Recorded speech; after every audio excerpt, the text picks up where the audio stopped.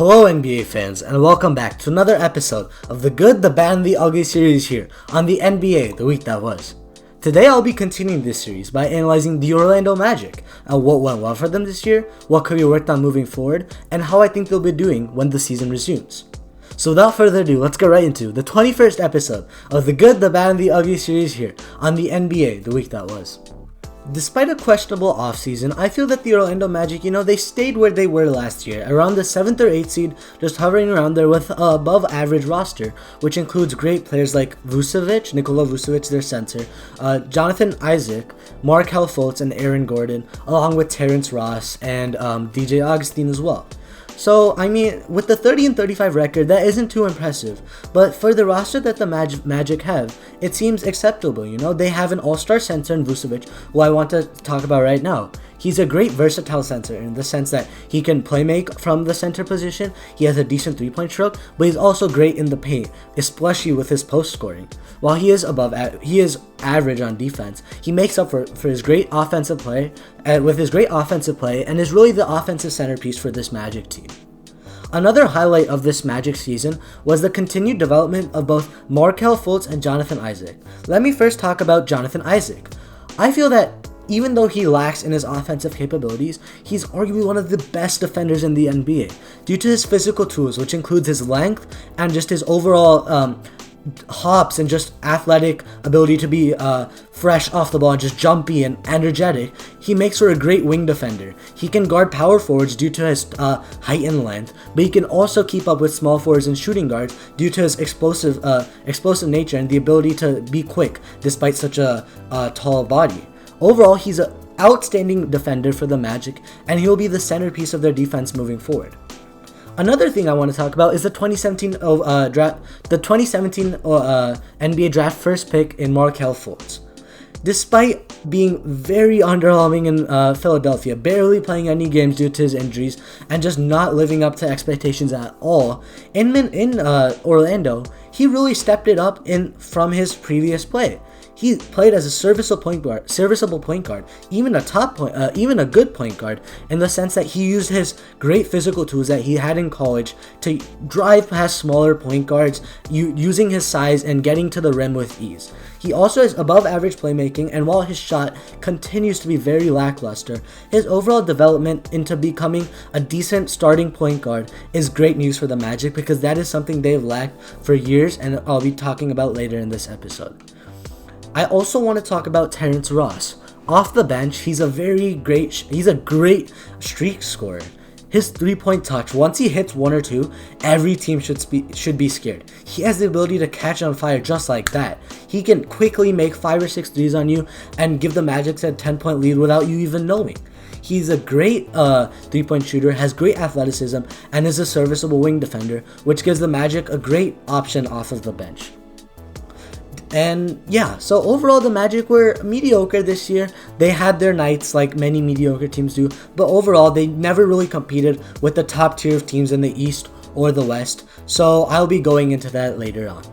Now I want to talk about the resumption of the season, which will be happening in Orlando. I feel that the Magic won't make it too far. They will definitely make the playoffs due to the Wizards' lowly record, and I just think without Bradley Beal, Davis Bertans, they really won't be able to make a push in Orlando. So they will make the first round, but definitely either get swept or 4-1 by the Milwaukee Bucks.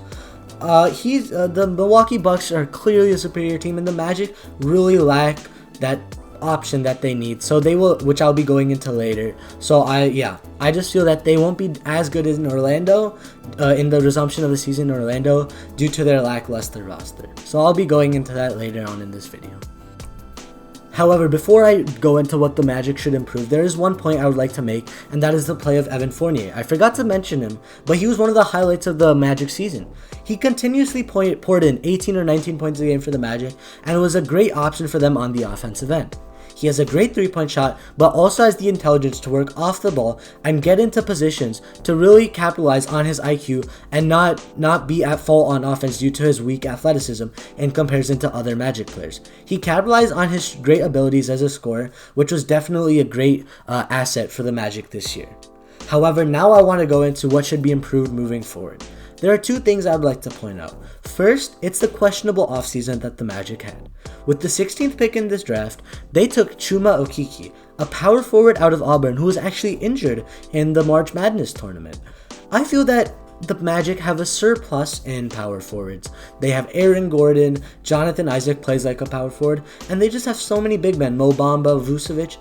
Khem Birch is another player off their bench who was an underrated piece off their bench. They really didn't need Okeke. They could have gone for a guy like Kevin Porter Jr., who could jumpstart their offense like he did for the Cleveland Cavaliers. I feel that they made a mistake in the draft and didn't address that mistake in free agency.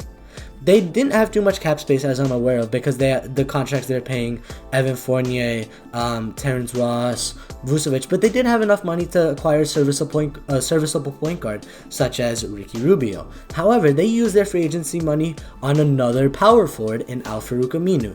I feel that while he was a great player for Portland, especially in some of the playoff runs they've had, he really isn't a need for the Magic. They already have a surplus of wing defenders, and they already have a surplus of power forwards. Why did they need Aminu? I could not tell you. So they should have gone for a more scoring-minded guard in the draft, and gone for a playmaker in the free agency, such as Ricky Rubio, which could have given this team better hopes and could have ended up as the 6th or 7th seed this year. Another thing I want to point out is the stagnating development of some young pieces that the Magic thought could really pay off for them. First, let's talk about Aaron Gordon. I'm not doubting his abilities. Aaron Gordon on his night is a great player, can be one of the best players on the court, but he's really stagnated in his development. The Magic saw him as the guy who's going to be their all-around guy, their primary player from the small forward position, despite him being kind of oversized for that position. I feel that Aaron Gordon has really stagnated in his development. He's not as consistent as he should be at this point of his career, or isn't showing the scoring abilities as he should be after being developed for so long in this Magic system under Steve Clifford, who is a decent coach.